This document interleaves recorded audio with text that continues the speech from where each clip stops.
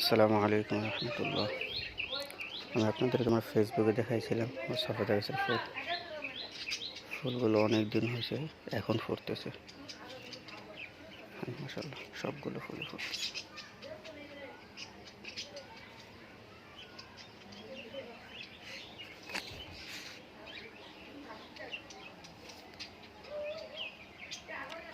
অনেক গরম পড়তেছে, তাই গাছের গোড়ায় চারিদিক দিয়ে মাটি দিয়ে রাউন্ড করে দিচ্ছি যাতে পানি দিতে সুবিধা হয়।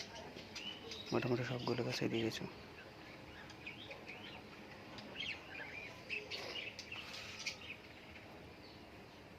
এটা হচ্ছে রামপুরান গাছ, এটা তো দিয়ে দিলাম কারণ তীব্র গরমে তো পানি না পেলে গাছ মারা যাবে, এই জন্য দিলাম। এটা হচ্ছে বেগুন গাছ, বেগুন ধরে অনেক বড় হয়েছে গাছটা।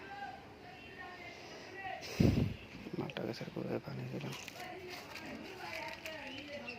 সবগুলো গাছের গোড়ায় মোটামুটি পানি দিছি, না হয় গরমে গাছ মরে যাবে। বাড়িটা একটু অগোছালো। এই মাশাআল্লাহ, মালটা গাছে মালটা ধরতেছে। অনেক ফুল আসছিল, যারা আমার ফেসবুকে অ্যাড আছেন সবাই জানেন। ফেসবুকে আমি ছাড়ছিলাম, অনেক ফুল আসছিল, কিন্তু তীব্র গরমে ফুল ঝরে গেছে। এখন অল্প কিছু ফল আছে, অল্প কিছু ফল আছে। এখানে আছে তিনটে, মোটামুটি আছে। আর ওই বড়টা এটাতেও আছে। গরম ওটাতে অনেকগুলো ডাল মরে গেছে।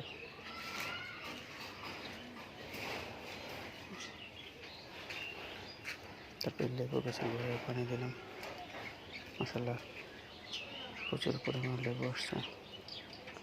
এতে কি একটা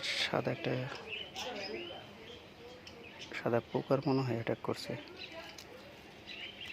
এটার জন্য কি করা যায়, অভিজ্ঞ যারা আছেন একটু পরামর্শ দিবেন, কি করলে ভালো হয়।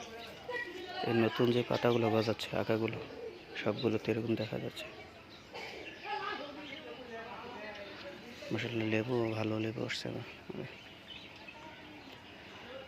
বাজারে তো এখন দেখবেন যে এসে যে লেবুগুলো ছেড়ে দিচ্ছে, এসে যে লেবুগুলো, কারণ ওগুলো পুক্ত হওয়ার আগে বাজারে ছেড়ে দিতেছে বেশি লাভের আশা।